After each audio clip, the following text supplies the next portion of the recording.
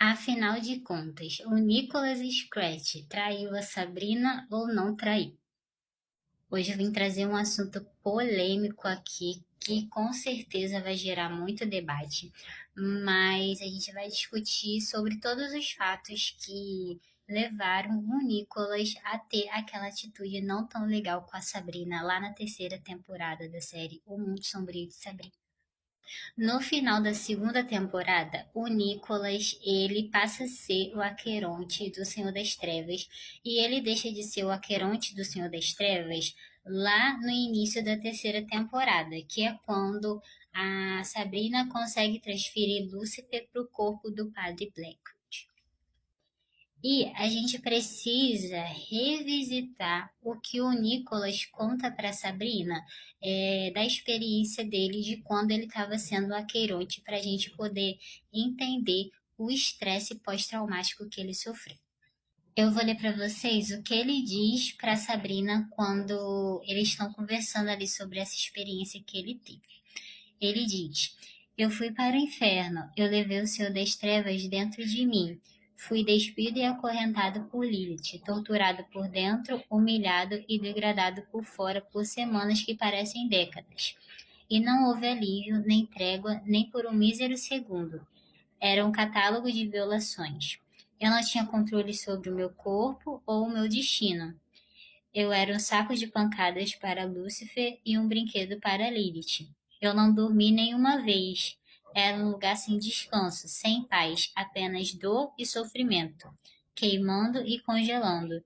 Tudo para proteger você e este mundo que tanto se importa.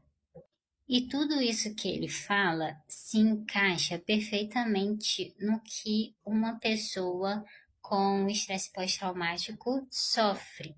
E eu vou ler para vocês também a definição do que é o estresse pós-traumático, para vocês verem que eu não estou ficando doida.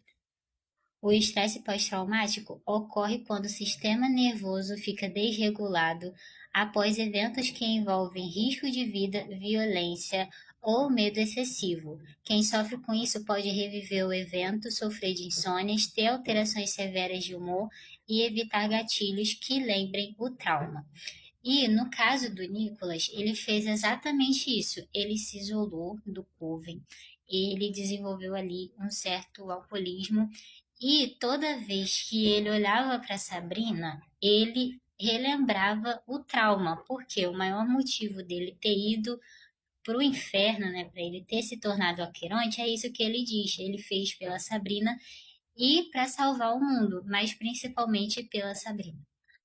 E óbvio que eu não estou aqui justificando as atitudes que ele teve, até porque ele recebeu um certo apoio, né, da Sabrina, mas foi difícil para ele lidar, até porque a gente tem que se lembrar que mesmo após Lúcifer ter saído do corpo dele, ele ficou com um resíduo ali de Lúcifer, como se fosse realmente uma parte de Lúcifer tivesse ficado no corpo dele. E essa parte ela só sai um pouquinho mais para frente quando ele recebe a ajuda do Ambrose e da Sabrina em si. Quando a Sabrina descobre que ele estava lá com os demônios sexuais, ela fica muito triste e bolada, obviamente, com toda a razão. Mas a gente também tem que entender o lado dela, porque, né? Tipo assim, como que você faz isso se eu tô aqui te dando apoio? Teoricamente ele estava revivendo a dor, né, que ele sofreu. E ela diz isso daqui para ele. A gente tem que contextualizar. Ele pensa que ela tá ficando com o Caliban, porque o Caliban e ela surgem ali na academia, e aí ele fica com ciúmes. Aí ela fica bolada com ele e diz isso. Ele diz pra ela: tudo bem, Spelman, não precisa mentir pra mim, porque ele pensa que quando ela diz que o Caliban é só um amigo dela, ele pensa que ela tá mentindo. Aí ela entrega essa cena pra gente icônica. Ela diz: menti para você? Eu nunca menti para você sobre nada, diferente de você que sempre mentia pra mim quando não estava me traindo. Ela diz: lamento que tenha passado pelo que passou. Todos nesse planeta têm uma dívida que nunca poderão lhe pagar, mas você não é um Marte e não é um inocente. Aí ela fala aqui para ele, ó. E nunca mais me desrespeite ou pode esquecer nossa amizade. Ela diz aqui, ó. Me poupe, acredite ou não, há coisas mais importantes que o seu drama e narcisismo agora.